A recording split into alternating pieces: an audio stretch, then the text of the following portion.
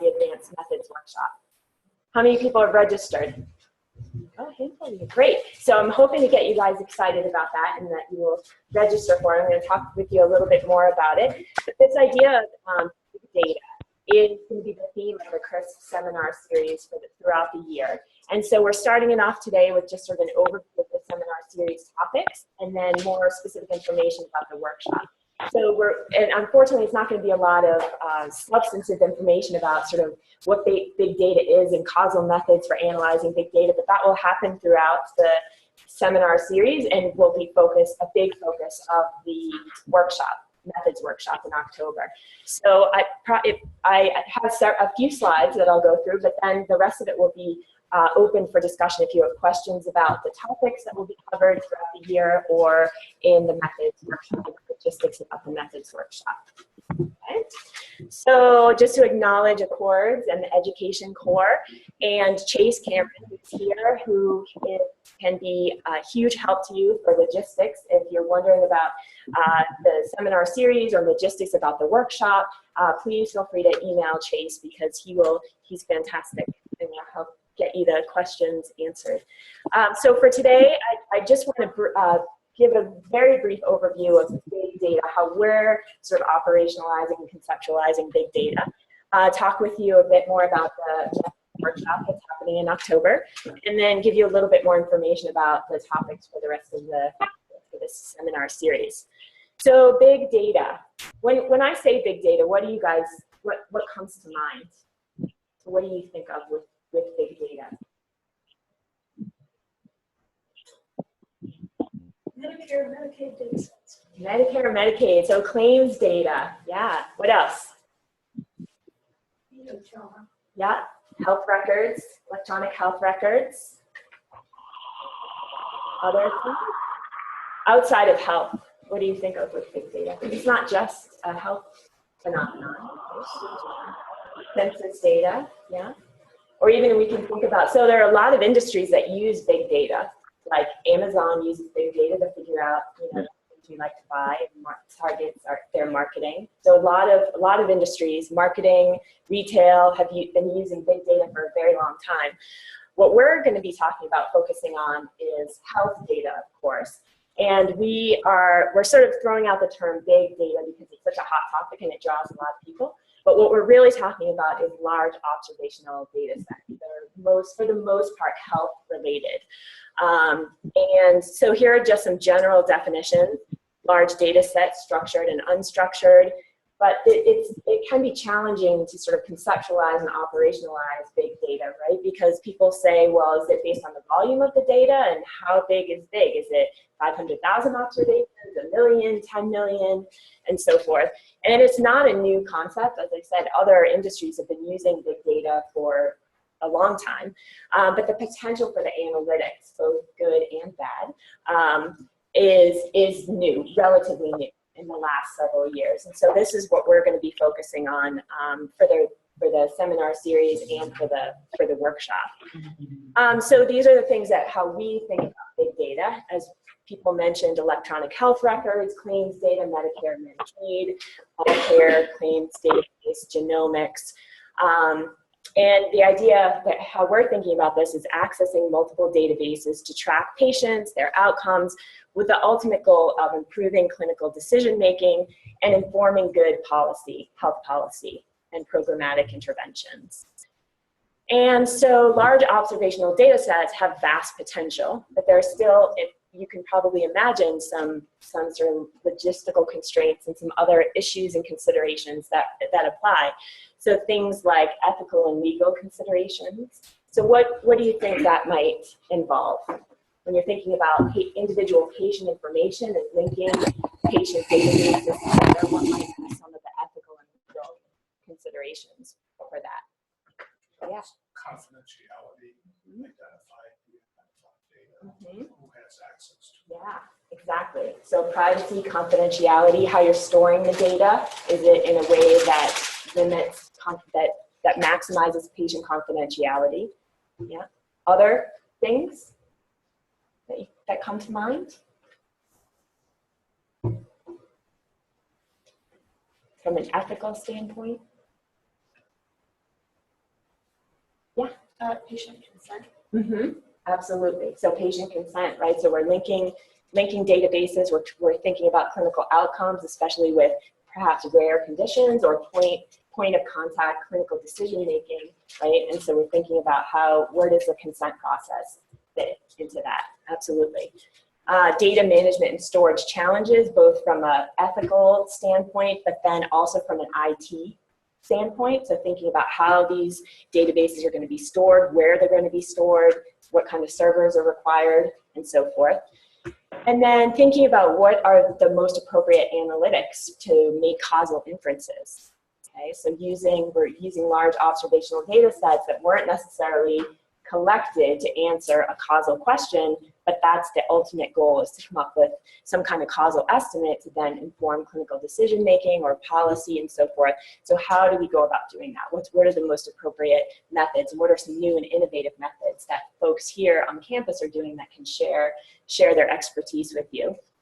And then thinking about applying predictive models to this sort of dynamic healthcare decision making and health policy. Right, so expanding on sort of traditional predictive models to this dynamic workforce, these dynamic workforce challenges, and then thinking about how that expands to health policy. And so what we're hoping to do is have this topic of big data. We're going to carry it out throughout the year. And our goal really is to highlight the extensive expertise that's happening on this campus, at Accord, at the School of Medicine, at the School of Public Health, so that people are able to showcase their work, highlight these innovative methods that they're using, their approaches to data management and data standardization, for example, and also to foster collaboration, so that if you're working with electronic health epic data from children's and you want to network with somebody else who's using similar analytics or similar data management programs and so forth, that it will foster collaborations and foster networking, and hopefully make, people can share ideas and so forth. And then also to provide resources for people doing this kind of work. In addition to this sort of networking, to be able to talk about what resources are available through Accords, through the School of Public Health, and so forth, to help people with this work. And then ultimately to really build a community of researchers using large observational data sets and increase our national reputation in this area. And so here's some more information about the Advanced Methods Workshop. So it's called Big Data, the Power of Large Observational Data Sets. And it's going to occur Thursday, October 13th. And it's an all-day workshop from 8 to 5. And it will be perhaps in this room, although our numbers are growing, so we may have to find a bigger space. So we'll update the website and the link with any new details.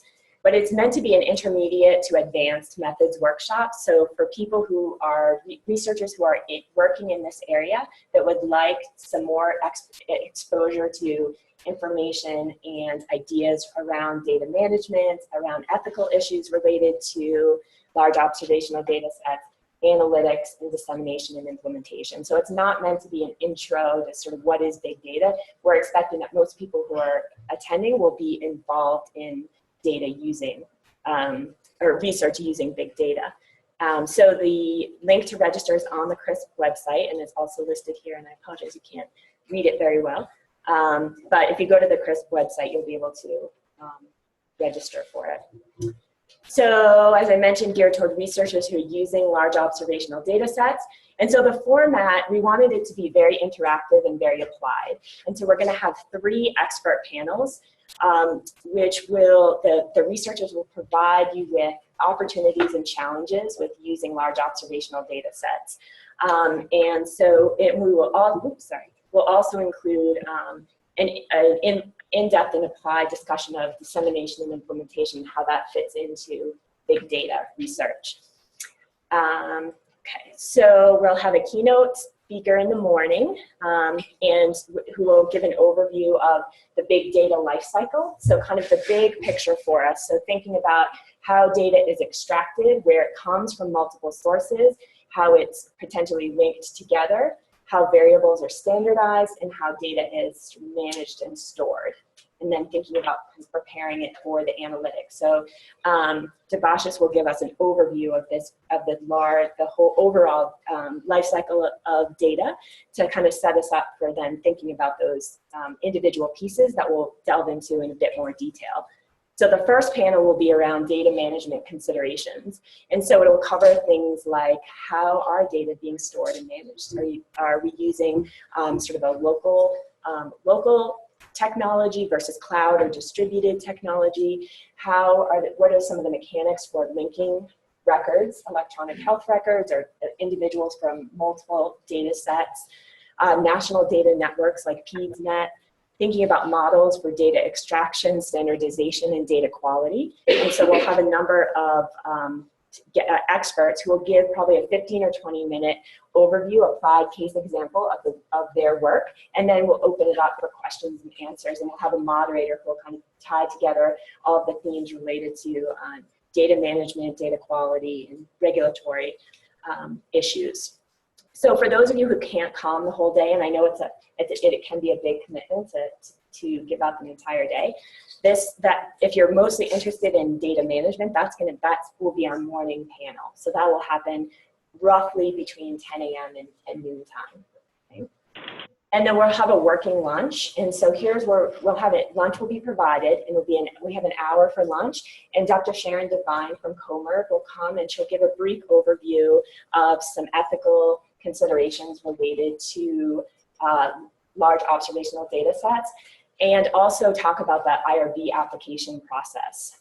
And COMERB is going under a lot of change right now, which probably many of you know, and so Sharon will address that as well as and give helpful hints for submitting COMERB protocols for using large observational data sets. So thinking about business associate agreements between agencies, how you're linking the data, thinking about HIPAA and consent forms and so forth. So that will happen between 12 and 1. And then in the afternoon, our last panel will be focused on data analytics. So that will be roughly between 1 o'clock and 3 o'clock. And so it'll be thinking about causal inference using large observational data sets. We'll have a couple of speakers talking about different causal inference methods, machine learning, imputation, and then a speaker will talk with us about appropriately addressing patient heterogeneity. Right, so thinking about how we're thinking about outcomes, and we have a very diverse group of patients, social risk, medical risk, and so forth. When we're thinking about outcomes, that makes it very challenging. So we'll introduce some innovative methods for dealing with that, with patient heterogeneity, and kind of leveraging patient heterogeneity. And then finally, we'll end the day with a panel on dissemination and implementation. By Dr. Elaine Murado and some of her colleagues, and we'll answer questions such as, how does D&I apply to big data or large observational data sets? When do we think about D&I? We traditionally think about it at the end of our study, right? So Elaine is going to really motivate us to think about it early on. We're talking about data extraction. How are we already thinking about or planning our pragmatic trial based on our data? Are we already thinking about dissemination and implementation? And then what are some of the resources available on this campus for dissemination and implementation? So as I mentioned, this would be the last part of the day, so roughly 3:30, and we will end right on time at 5. So if you have questions about the workshops or substantive questions, I'm happy to answer those. If they're more logistic questions, Chase would be happy to talk with you or answer any questions that you might have. And then, as I mentioned, this will be the theme for the rest of the seminar series. So it occurs monthly, the third Monday of the month from 12 to 1. And so here are some of the themes that will occur at the workshop. We're going to go into even more detail in the seminar series. So we'll have a talk on machine learning, one on dissemination and implementation, a different talk on causal inference, so using regression discontinuity design, in large observational data sets. Lisa Schilling will come and talk about the large transformational grants for EdAccords, and then thinking about using large observational data sets for individualized care and clinical decision making. That's all I have as an overview, but I'm happy to answer questions for you about the seminar series topics or what's going to happen at the workshop.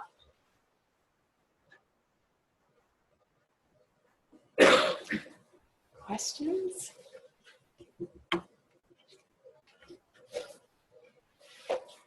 Yes. When you say workshop, do you anticipate having computers there, or is it workshop in terms of interactive questions?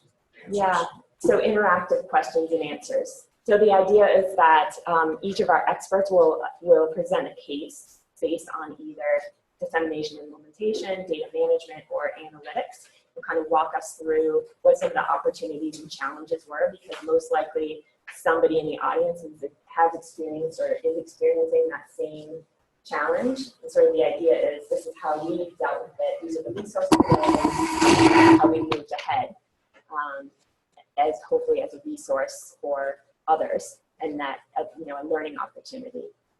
So less, yeah, not on computers. One of the areas you kind of get into and discussing that now, kind of a project is just a definition. If you're going to look at a disease, mine happens to be asthma. Mm-hmm. Who calls it asthma? What they call it different than asthma? Those kind of things. Yeah, yeah. So we will get at that with the when not asthma specifically, maybe, but when we talk about, you know, data quality and standardizing variables across data sets, and, you know, thinking about sort of the sensitivity and specificity of the different ways of capturing a specific diagnosis. So we will address that. You're right, it can be problematic for sure. Other questions?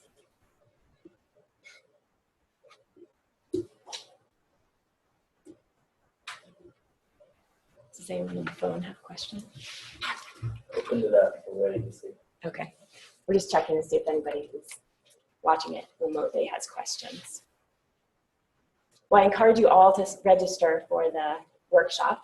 And even if you can't spend the whole day, that's fine. If you only can come for, I mean, we would love for people to spend, you know, be able to be there the whole day, but if you can only stay for the morning or the afternoon, still register and come, because we would be happy to have you there. And we'll update the website once it's most likely it will not be in this room, just given the numbers that have registered so far. I think it would be too close.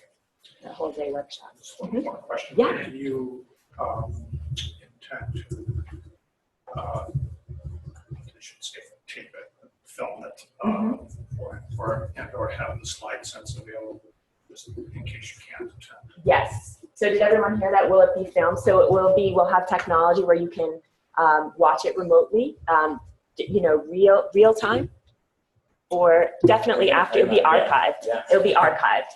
And then we are also hoping to develop an ebook as well for resources. And that will be available as a link on the CRISP website. So if you're not able to attend, and we'll break it into different chapters based on topics.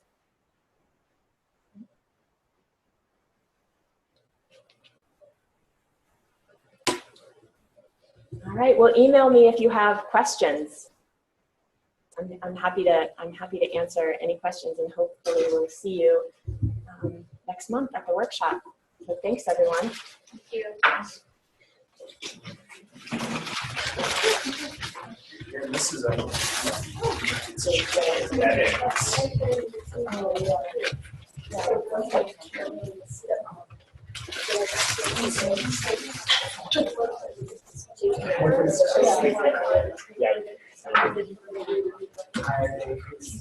No, I know.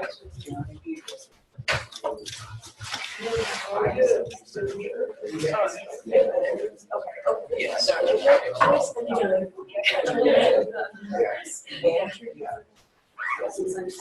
you go.